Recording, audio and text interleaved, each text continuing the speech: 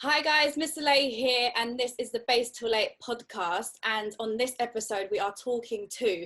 Now, this is the best part for you, because you're not just one thing. You don't fall under one category. So we have presenter, producer, DJ, record label runner, literally everything within the music big scene.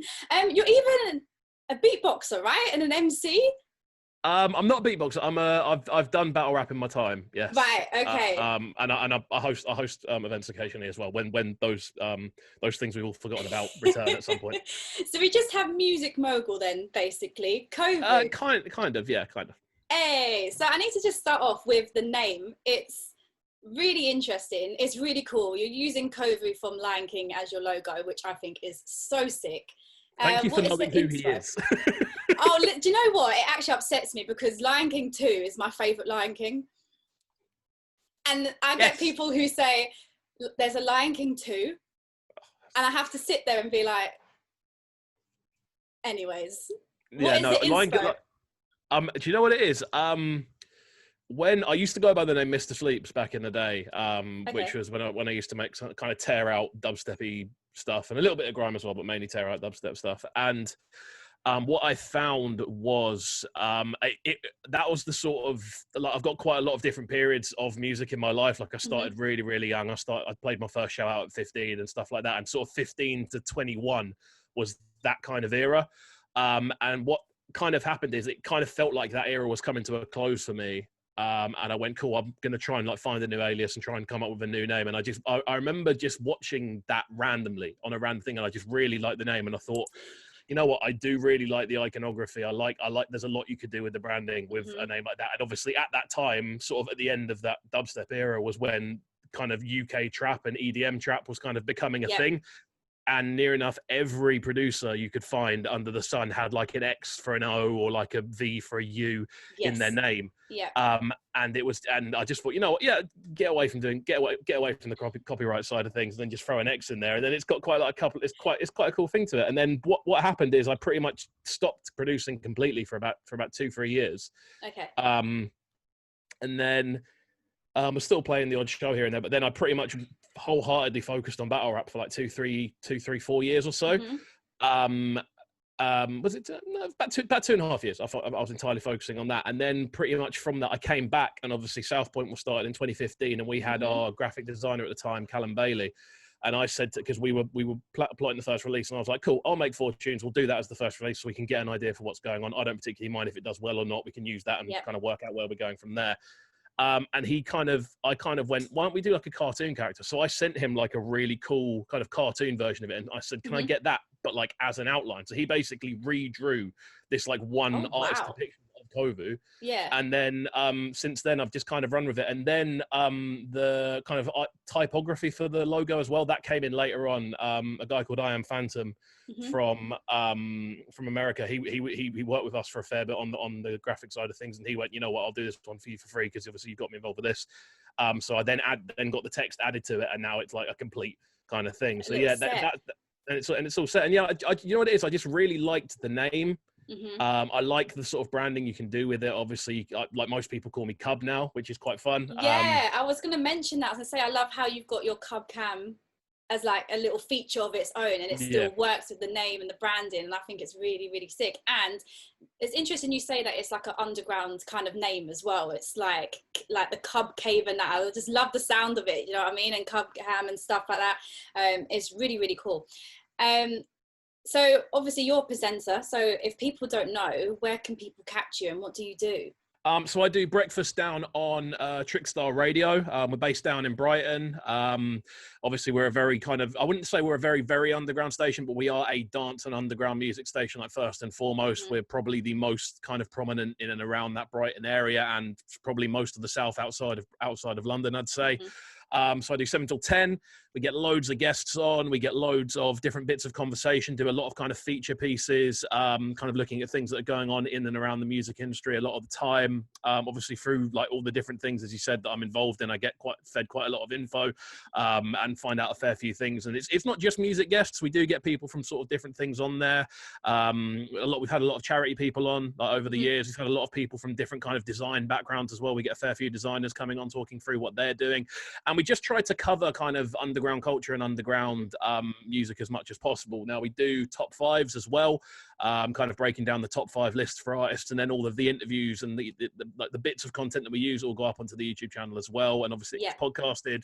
The podcast has quite a good following as well. So it's just kind of like an all-around package, because like I find a lot of kind of more mainstream stations tend to run their breakfast shows almost like quite without sounding rude, I tend to find a lot of the time they're quite sort of blank canvas. They're quite sort of predictable a lot of the time. And what we try to do, well, what I try to do with the breakfast show more than anything else is kind of switch things around and do things that you would expect more of an evening show. Because I remember when I wasn't doing breakfast, I would be listening to evening shows in the morning. That's what I'd be listening to. So I thought it can't just be me that kind of thinks that way. I want to take in more sort of underground culture in those early morning slots. And yeah, I mean, the guests have been crazy. The kind of growth of the show has been crazy. I mean, I've got access to the Trickstar app information and stuff, and like so there's been days where I can physically see people just downloading the app, like downloading it and listening as like the show's like going on and as guests come through and stuff. So yeah, it's been crazy. It's not been the easiest 2 years, I won't lie. Like there's obviously, I mean, you know yourself working in radio, there's always a lot of like things behind the scenes going on. There's always a lot of things kind of moving around that obviously aren't for public consumption. Yeah, of course. So it's been really, really fun. It's been a very kind of eye-opening experience. It's my first time being in music full time. I've been in music full time since starting that job, and obviously it's my first like ever position actually working in radio. So it's been really fun. It's been really fun. I love doing my show as well. I take a lot of pride in the playlisting, a lot of pride in the sort of branding behind it as well. And yeah, I do feel it's definitely one of the shows that people should be kind of looking out for, you know. Definitely, especially with breakfast as well. It's the flagship show of any station, to be honest. And you know this yourself, don't you? Yeah, I know this a little bit myself, but I can't even lie. I literally look at you in awe, because every single day and every single week when you put up what you've got for the rest of the week, what's coming up for the rest of the month, even for the rest of the year sometimes, the amount of guests that you have coming through, the visual stuff that you put up as well, because obviously with every interview you're putting stuff up on your YouTube channel and on all of your socials. And I think that's really important. It's a really good way to connect. And I want to talk a little bit about your YouTube channel as well, because it's just been going from strength to strength. Like you said, you do your top 5, you do reviews. So if a tune comes out or a diss track drops and it's like even 1 o'clock in the morning, you're literally straight up filming yourself, doing a review about that. How do you prepare yourself for things like that? And do you enjoy doing live reactions? You know what? The thing I love about YouTube is the fact that it is so unpredictable. It sounds like the worst thing, because I'm someone who likes plans. I'm someone who likes knowing what's going to happen to the best of my ability, and being prepared for things. But I get a real enjoyment out of things I'm not expecting to do really, really well. And obviously you take the knocks when you kind of like, I'm banking on this one and it kind of flops a little bit. You're like, but it works both ways. And I think YouTube is it's still such a new animal to me as a person. Like it's one of the only things I've never really, prior to like this channel, obviously it's one of those things I've never really like pushed and put all of my time into. And obviously it was 9 months on Friday. It's weird how everything seems to kind of link up on like a similar date, but yeah, I've on Friday we hit 5,300 subscribers. So that's in 9 months, which in 9 months. Crazy. I didn't know it was only just 9 months. That's incredible. It's crazy, cool. It's something that I didn't expect to happen. Obviously, it's double any of my socials now, which I didn't expect to happen. And yeah, I mean, what we tend to do more than anything else, there does tend to be quite a focus on more sort of African music, especially Nigerian music, and Zambian music as well. And I think it's just quite an interesting thing, obviously, essentially being like a white guy from England, from the south of England, reviewing international music with the sort of more electronic production era, I suppose. I get the kind of impression that people find that quite an interesting kind of outlook on genres which tend to be a lot more organic and a lot lot more kind of acoustic a lot of the time in the way they're structured. So I think there's kind of like a niche market there. And then obviously the video content going up from the show daily. I think it just makes a nice kind of mix and blend of content. And there's so much stuff planned for it. Obviously we dropped the first documentary that I've ever done. We're going to talk about that as well. Also I'm looking forward to talking about that. And then we've got I've got a lot of ideas, a lot of plans, and obviously a lot of it is quite COVID dependent. I am looking to go up to London for a couple of days over a weekend and just film as much as I possibly can, get as many interviews locked in, maybe like hire out a space or something, and do something along those lines. And just kind of, it's all about content creation for me. And like I love the process of building the thumbnails and doing the upload and doing the edit and moving super quickly. Like I was a chef full time before I was in music full time. Really? So I love that kind of buzz. I love that sort of the way I kind of see it. And everything, When like a music video will land, I'll go, right, we've got the order in, make the thing, do the side, do the prep, do that, actually cook it, then upload it, dress the plate, that's editing it, and then upload it. And like there's like reviews, there's like so many similarities with that. I mean, there's a lot of similarities I find with food and music anyway, having worked in both industries. Honestly, there's so many similarities with catering and music. I hear you. But yeah, I mean, I'm loving it, man. It's a journey that I'm so happy I kind of embarked upon. The aim is to hit 10K by March, because obviously I started the channel like properly. The channel existed. I'd done like a couple of things, but I say like I started YouTubing from that first day of lockdown. That was the first day where I was actually uploading with like a purpose, going bang, actually doing. I wasn't just kind of going, okay, I'm just there.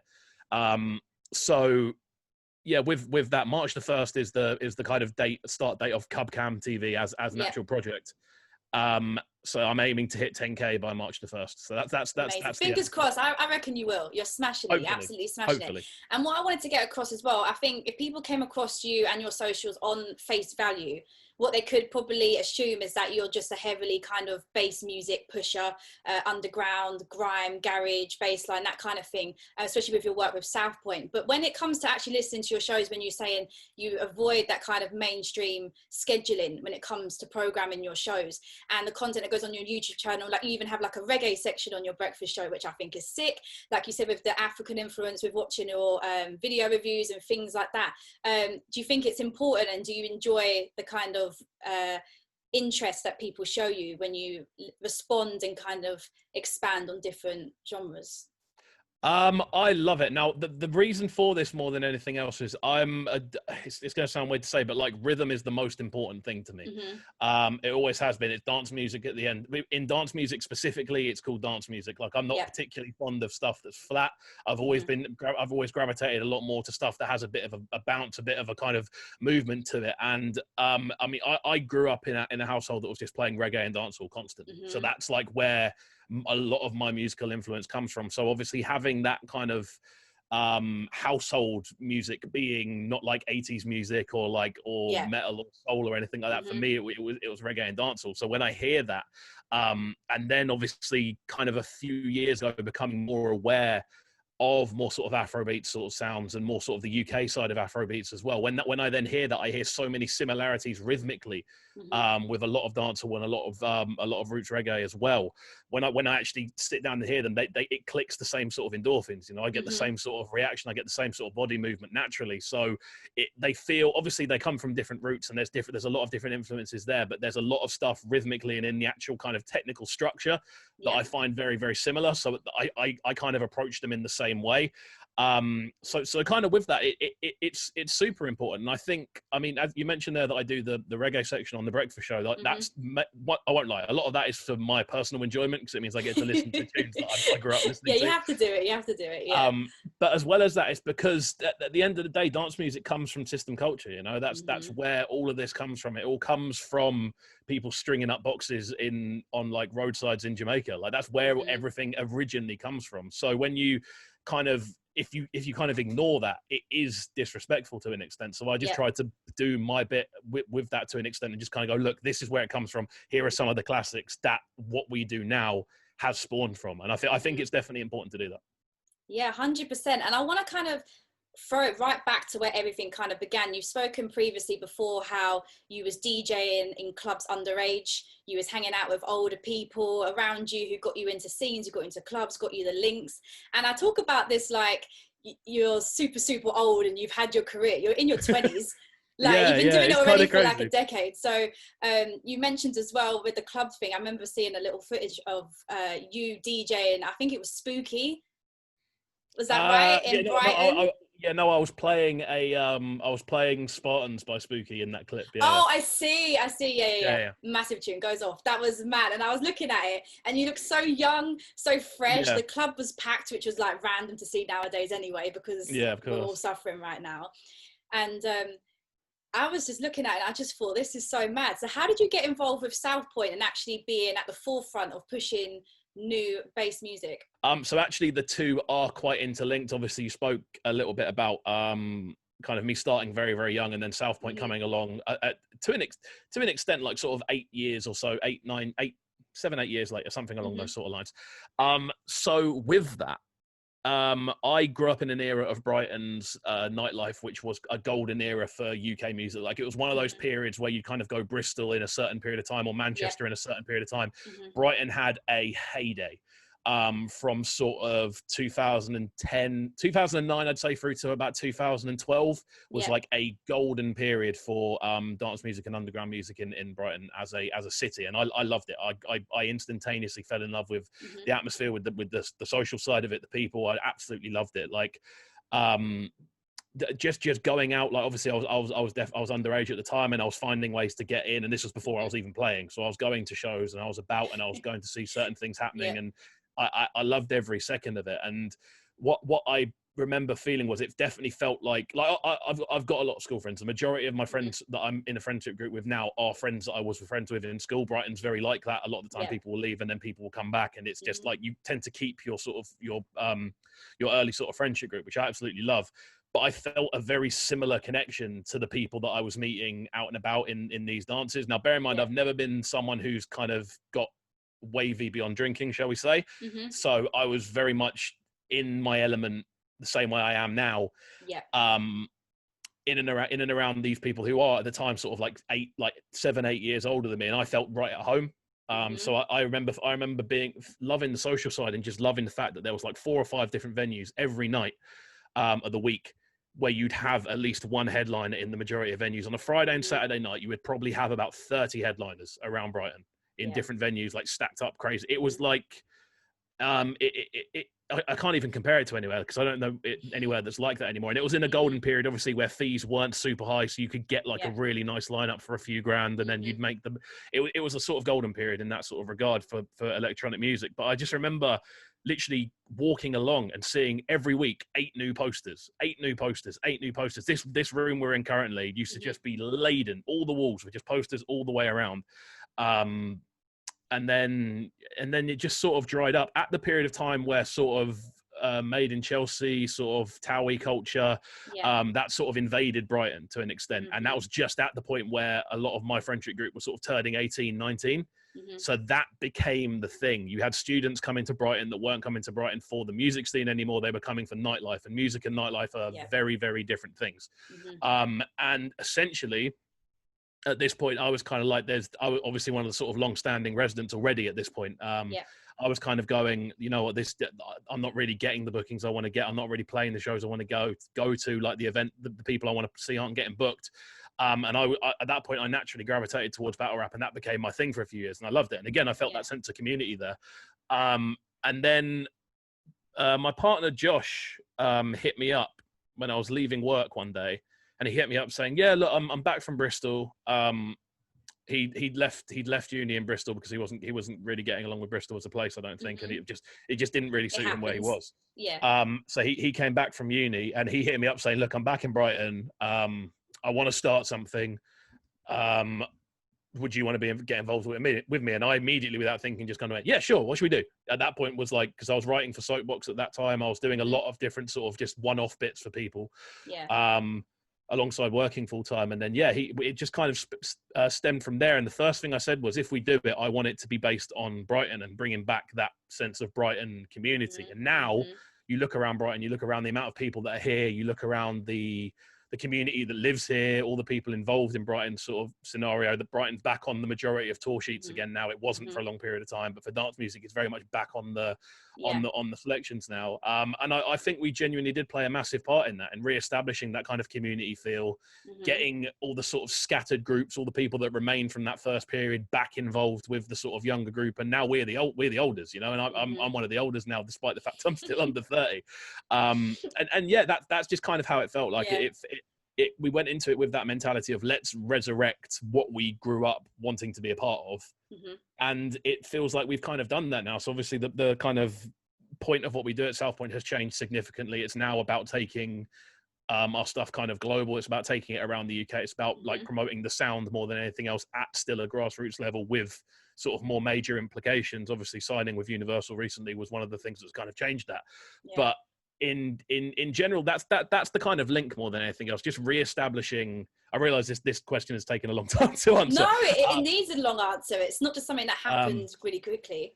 But yeah, that's kind of it. Just that kind of transition of being a younger in that environment and then going away and almost coming back and going, you know what, we're going to restart this, and then kind of putting our mark on it. So no, it's really, really cool. And seeing this is just something that you invested in with your mate, you're always just going to see it as, oh, that thing I do with my mate. And do you ever sit back and take in when people think about UK-based baseline labels and brands, that Southpoint is probably one of the fastest growing and one of the biggest ones out there, compared to, you know, you've got Garage Shared, you've got 440 Records, things like that. And you're pretty much on the same kind of pedestal as that. How does that feel?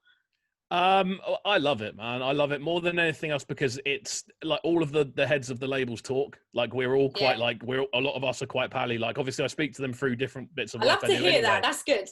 I love to hear that. But there aren't many. I don't think there are many label heads from around the UK in our sort of industry that aren't on like first name speaking terms. We all try to keep in contact, and obviously the artists all move around as well. Of course, So and a lot of the label heads tend to be artists in their own right as well. So you do tend to get this kind of group feel. And again, it's that sense of community. I absolutely love it for the fact that I know I could message the majority, without even sounding big-headed, I could message the majority of people around those top labels and go, what have you got coming out this month? I want to feature it. Like, let's work out a feature or whatever, or can we get someone off that onto the breakfast show and promote it? Like, I love that sense of community, and I like kind of being kind of almost woven into the middle of a lot of it, you know, be it through the Juno download stuff, be it through the 3000 work, be it through the breakfast show, be it through Southpoint. Like, I like having all those different elements and being just very much involved. And I do like to look back at the catalogue Southpoint have put together. And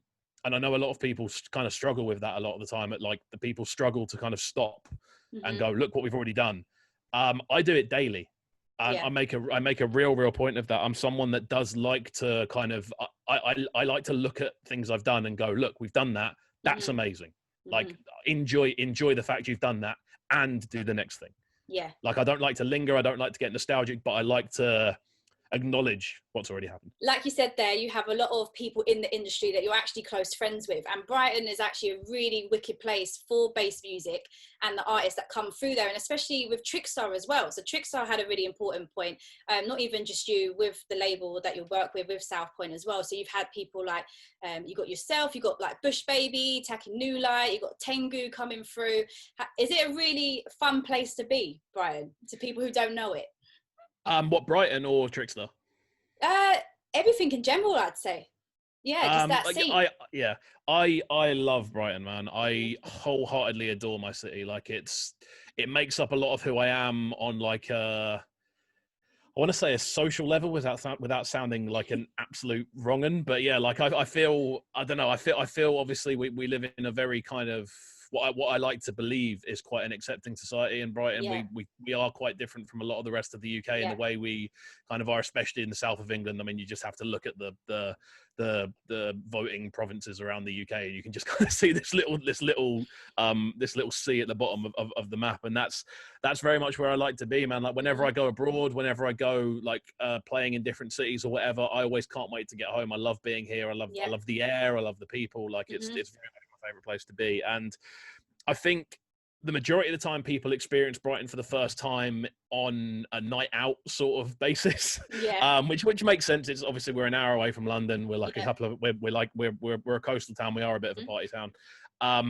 But I would recommend to anyone at some point live in Brighton if you're able to do it, just because I feel it does kind of change you in the way you are. It makes you both more relaxed and more attentive. It's very, very bizarre. Like, most people I know are very relaxed but also very passionate about the things they do, so it definitely gives you that. And obviously the community here is amazing. When the venues are all back open, we've got some amazing venues in Brighton, obviously Patton's, Concord, the Arch as well, and then we've got more sort of quirky ones down here as well. Like, there's so many good places to go, so many good places to perform. We've got like a fair few radio stations down here as well. Obviously, I'm at Trickstar. There are other stations in Brighton as well. I like that competition more than anything else.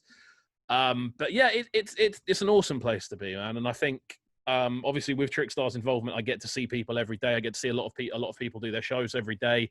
I get to meet a lot of people through doing what I do, and I love just meeting people more than anything else. I like getting involved with extra. I love having more and more people in my life. And honestly, put it this way: before lockdown, I had an avid fear of calling people on the phone.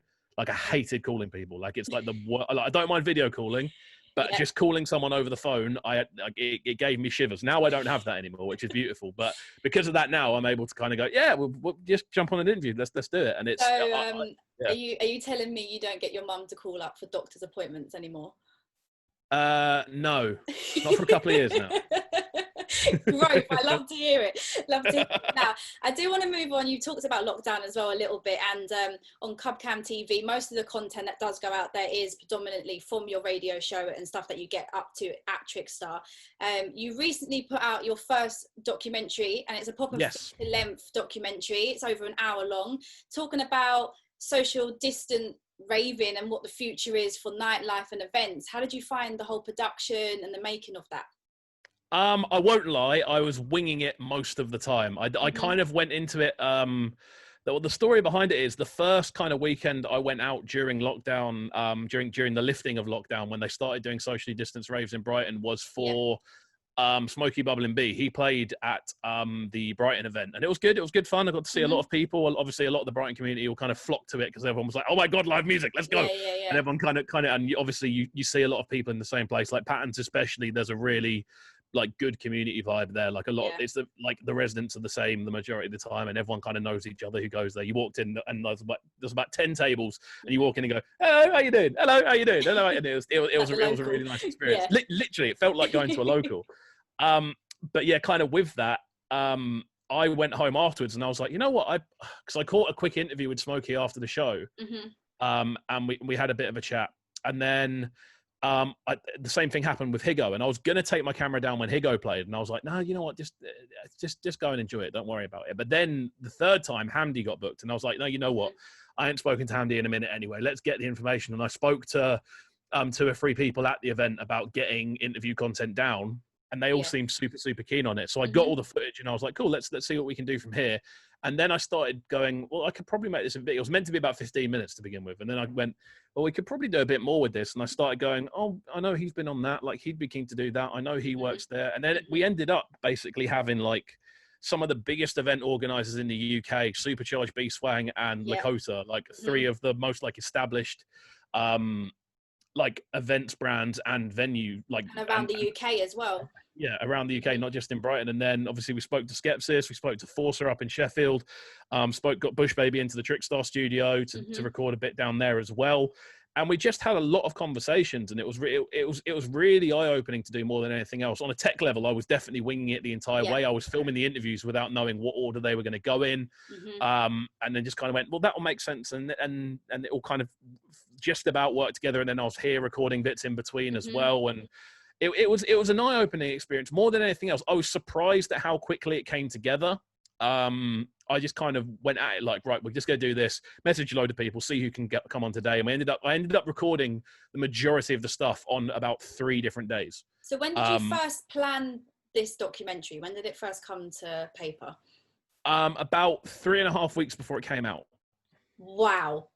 Yeah. So this was very fast paced then. This is very quick, I need to do this, I need to edit this. And how did you fit that into your everyday schedule when you do a breakfast show 5 days a week? I won't lie. I find 4 hours a day to play FIFA. So there's always time. This is the thing for me. There's always time in the day. I like most people work, it's 9 to 5, and I understand it's draining. Yeah. Mm-hmm. I used to work in a kitchen. I fully understand full-time work is draining, but 9 to 5 is 8 hours. There's 24 hours in a day. You still have 8 hours of your day to do stuff. Mm-hmm. And obviously people have other commitments and people have things going on in their life. Obviously, that's obvious. But there are still another 8 hours in every day to do stuff. You know, that's assuming you're going to get 8 hours sleep a night. I get about 6 hours sleep a night.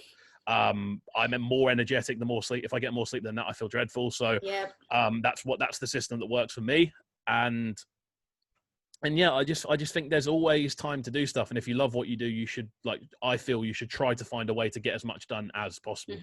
Mm-hmm. So yeah, there's always time. There's always time. Best way to put it is I was planning on having today off. Just didn't happen. I've been doing stuff since 6, and I'm usually on a Saturday. If I'm bored, I'll end up working because that's what I like to do anyway. You know, so it's difficult to detach, but it's also what I like doing. So, yeah. And then I hit you up, and here we are. Yeah, standard.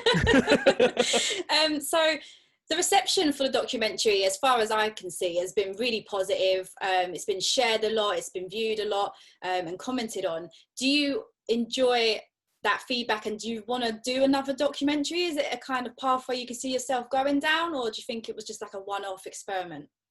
I want to do another one, but I don't want to force another one.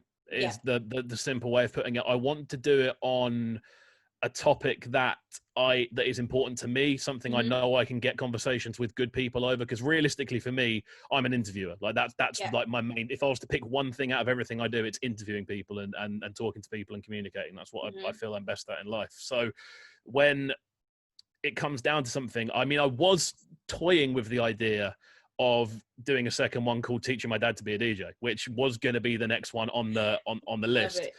Because I'm training him to start a show on Trickstar at the moment, because we haven't got a reggae DJ and he wants to be a reggae DJ. So that's currently happening. That is amazing. Yeah, little exclusive for you there. But yeah, like with that, what I thought about doing it, but I thought, you know what, I'd need to be there. I'd need footage from when we've done shows together in the past. It just doesn't really work because I haven't got the whole picture of the journey, and I feel.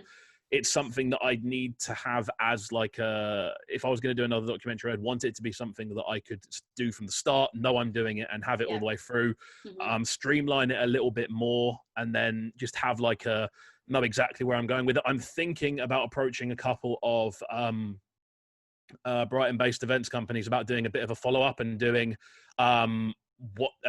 what does actual raving actually look like as a follow-up for when the clubs actually open up again, and speak to them and go and just do a couple of interviews, maybe sit around the office with them for a couple of days and kind of just document what they do on a day-to-day basis in putting an event together after everything's been kind of cleared. So I might do that, but I don't know. I mean, you can probably tell from the way I am. I like to jump around and do a lot of different things. It depends on if I've got nothing to do for a day, I could think up an entire new thing. You're just spontaneous, basically. I'm spontaneous, but also very strictly work in advance at all times. Life of a creative, it's so fun. So with the success that you're having with your YouTube channel, which I can't believe is only 9 months old, and you're over 5k subscribers already, is there any kind of exclusive new features or things that you want to bring to that channel that is going to be coming up, or are you just kind of keeping it simple for what it is because it seems to be working well?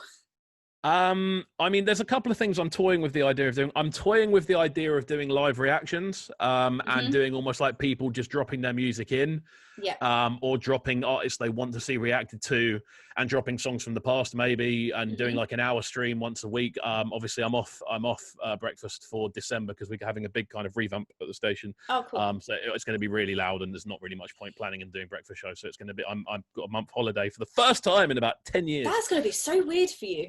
I'm going to hate it. I already know I'm going to hate it. I'll come back and I'll have learned to row or something in that period of time. Something will have happened. But yeah, what I'm toying with the idea of doing kind of live reactions once a day on that, but then obviously I've got to fight against copyright in the way I do them, and I've just got to work out the logistics of doing it. And then alongside that, possibly doing maybe a couple of one-off live streams, just doing sort of breakfast show one-off sort of things.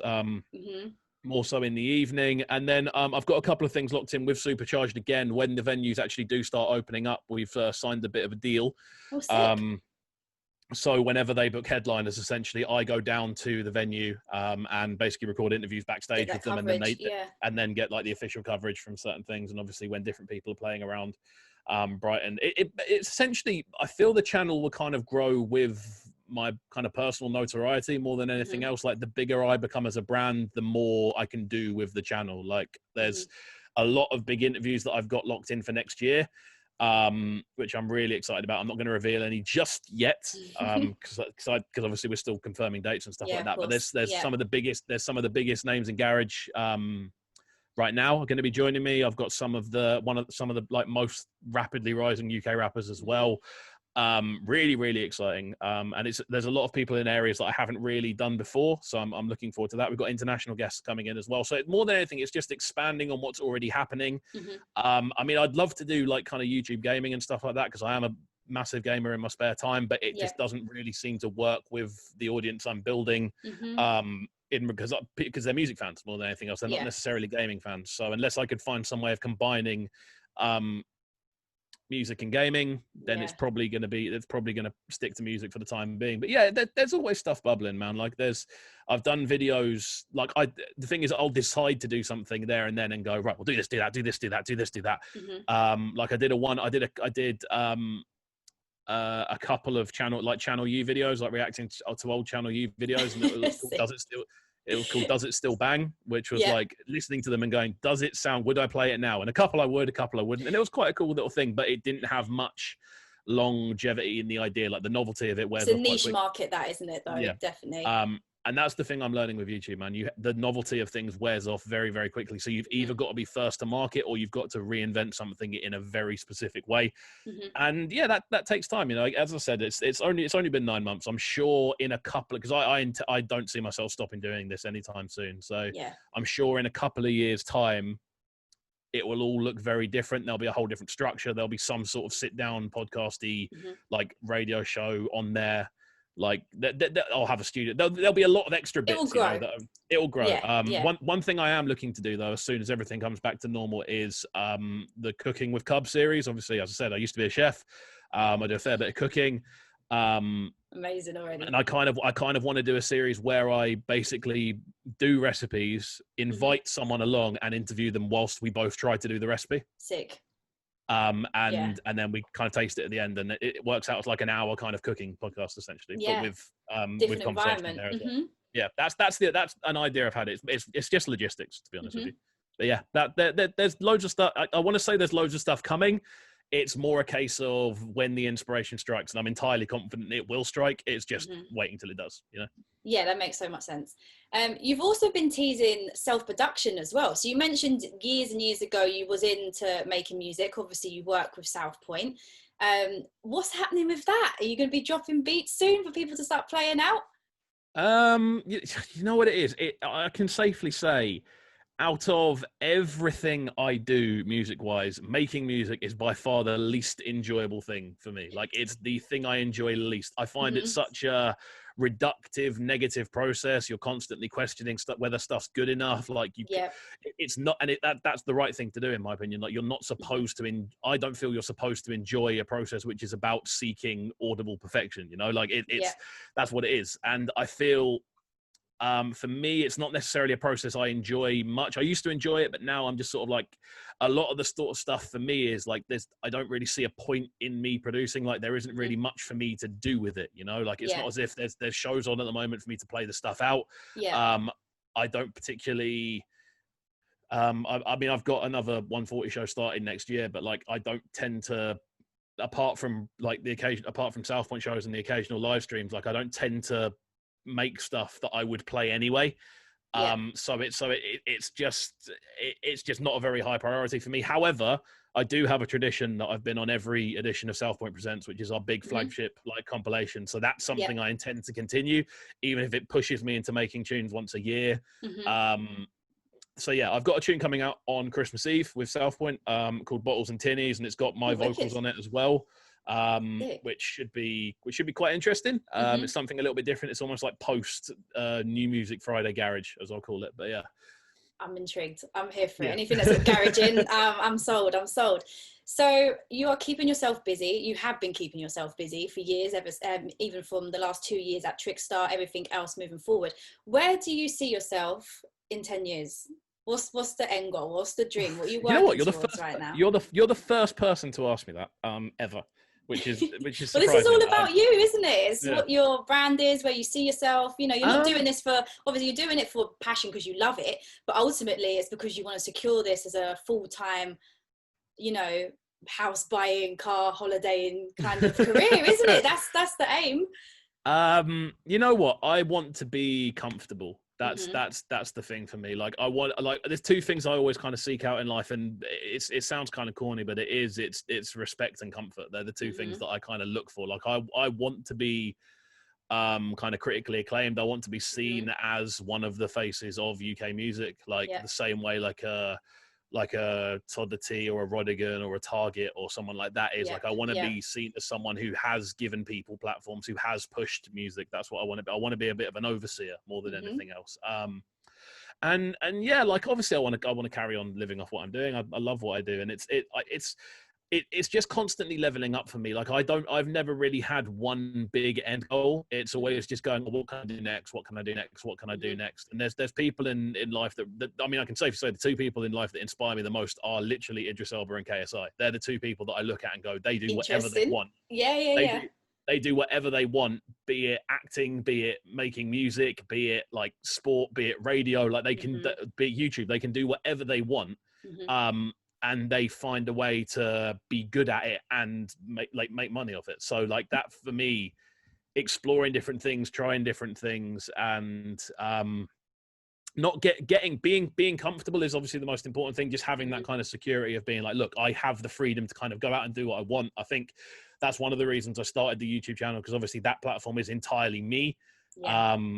And I know I'm pretty confident that within a few years, I will be able to have a sustainable income off that alone. And obviously I'm going to try and be doing different things all across the board. But yeah, like just being respected as a voice of UK music. That's like the big thing for me. That's kind of what I'm aiming for long term. Be that through working on a major, although I'm quite outspoken, so I don't know how that will work. Like I'll voice an opinion on something regardless. And yeah, more than anything, yeah, just being respected for being me more than anything else. However narcissistic that may sound. Do you know what I was just about to say? It sounded humble to me, but you're saying it like that. I just think I think it's important that obviously you're just saying you're doing it for what you feel you want to stay respectable to yourself, which is very, very important. Obviously, I see you continuing to grow in radio, definitely. And I actually kind of see you in TV as well. I know how you're saying you like to interview people, and a lot of it is on, you're starting to build it more on your YouTube channel as well. But do you think maybe doing like little TV series, little podcast documentaries, that kind of thing with you on camera, is that something that excites you, or is that something that scares you? I love it. I love the idea of it. Like I love being on camera. I've always loved being on camera. I've always been someone that loves being the center of attention. Like I know a lot of people don't like to admit that they like being the center of attention. I do. Like I'll safely say that. I think most people do as well. They just, do you know what it is? I think most people like being the center of attention, but they don't know what to do when it happens, and they get shy and they don't want to come across cocky, and then they end up being like, oh no, I don't like it. But actually you do, you just don't know how to respond to it a lot of the time. And the reason I ask is because a lot of radio presenters that I know are so confident and they're so brilliant at what they do when they present, but as soon as a camera comes out, they run, like they're scared to be seen visually. And that's why I was wondering if there's a difference between the two for you. You know what? I kind of had my training in that through battle rap, if I'm honest with you. Like getting your life ripped out in front of you, and people laughing at you on camera is something that's going to kind of change your mental state. in regards to that, I mean, you look around someone like Wilsey, who does obviously Breakfast over on West Side. We were in the same kind of crew that came up together not crew, but like the same like kind of class of battle rappers that kind of came up together at the same time. Now he's very much always got his face. He's got a YouTube channel as well. He's always very much he's always on doing like radio clips as well. And I think that's I think a lot of that kind of not having no fear of being on camera has come from that. Because it's like, I've already had the worst things said to me. I've had a room full of people. I've been humiliated in front of a lot of people and got up and done and got up and gone again. Like, I can't mess up that bad that I feel that bad, you know? So it's like, again, whenever I've DJ'd, I've never really got nervous about DJing. It's just something that I've enjoyed doing. And I'm quite a performer when I do DJ. I'm a big guy. I'm 6'4". I'm quite broad in the way I am. I've got a bit of a belly as well. So like there's a lot of me. So if you're going to notice me jumping around on stage when I'm performing. So but yeah, again, I like it. I like being that sort of center of attention. I like being the party starter. Yeah, I hope you take this the right way as well, that what I think is quite likable about you as a presenter and as a person is that you're very open and you can talk about a whole spectrum of things. Like, it's not just the music. You can talk about scenes, you can talk about friendship groups, you can talk about building a business, you can talk about building a brand. And something I just wanted to touch upon just really quickly, you was mentioning about how you was used to kind of receiving abuse when you used to do the MCing and stuff like that and the diss tracks. So you actually featured on a really well-received podcast that's going around at the moment called My First Panic Attack, where you talked about your mental health and things that happen to you as you grow and things you see in the scene. And I think it's really important to just kind of, like, the way that you opened yourself so freely on a platform like that, I thought was really brave. I actually loved the episode. And yeah, do you think it was a good thing? Did you feel like weight had gone off your shoulders after talking about things that you've been through? You know what? I don't feel any weight's gone, if I'm entirely honest. Again, I'm someone that I am quite independent in that sort of matter. Like, I'll try to always deal with things on, it sounds kind of archaic a little bit, but I like to be able to deal with things on my own. Like, I'm very much someone who, if I've got a problem, be that physical or be it work-wise, if I say something goes wrong work-wise, I'll try to figure out a way to fix it myself. Or like, say I need someone to film something, I'll just film it myself, or I need a picture made, I'll make it myself. Like everything along those kind of lines. But then I'm very similar with the sort of mental health side of things as well. Like, I'll always try to find a way of getting out of bad situations myself. As if you've listened to the podcast, obviously you'll know there's like I've hit low points, which I've kind of got myself out of. So I know I can get myself out. So for me, it's very much okay. It's not necessarily something that I've buried. It's something that's obviously always going to be there, but it's more something that I am very much aware of how to control and live with and kind of deal with. And I've got to say, a huge shout out to Josh for having me on that platform, and he's doing some amazing things with the podcast. There's some amazing episodes on there, and obviously a lot of the people on there are people that are quite local to Brighton. It's not necessarily about artists as much. It's just about people more than anything else, and the things they kind of go through. And obviously hearing the way he gets a lot of people to open up, like people I know as well, people I've known. Like, he had one of my probably my second oldest friend ever on that show, and I heard things on that I never even knew. So that it's a really good thing, and it's something that, to be honest with you, I was a little bit nervous with how it would be received more than anything else. Not necessarily for people kind of thinking less of me, because obviously, because I don't think that's necessarily much of a case anymore. No. But it was more of a case of I kind of had an impression that people would think I was kind of not necessarily making stuff up, but just kind of trying to jump on like a bit of a bandwagon. Well, it's a very personal thing, isn't it? You know, it's a lot to kind of share to people. And I think some people will understand that and some people won't understand that. But that's kind of the risk that you take when you talk about subjects like this. But I thought you spoke really brave. And just to speak, I think is very important anyway. But to do it publicly, I was just like, yeah, hats off to you. I thought that was wicked. Thank you. It was on it. You know, the weirdest thing is that episode was recorded in the Trickstar office, where we've got a podcast studio anyway, so I think that may have helped. I did ask you about your 10-year plan, which is a bit extreme, but it's always good to know. You've had a very successful 2020, obviously, and not a lot of people can say that, so hats off to you again for that. Where do you see yourself next year? What things are you looking forward about, and what things are you looking forward to doing in 2021? Well, 10K subs on YouTube. That's the big thing I'm aiming for next year. Which I'm hopefully going to do quite early on in the year, and then it's wherever it goes from there. Obviously, with breakfast, getting that bigger and better. Festival bookings, hopefully, because I still do DJ. I'm looking to get a fair few more festival bookings. We have got a 140 show starting next year on Trickstar as well. We're going to do a monthly, myself and Marauder. Amazing. We're going to do like a 140 grime and dubstep show, get some like big guests down, not necessarily for interviews as much, but more for the sort of mixing side of things, and really kind of lock in a lot of those connections that we've made over the years, and just kind of go, you know what, we've done all that, let's do this now. And kind of re-established the sort of DJ side of things for myself.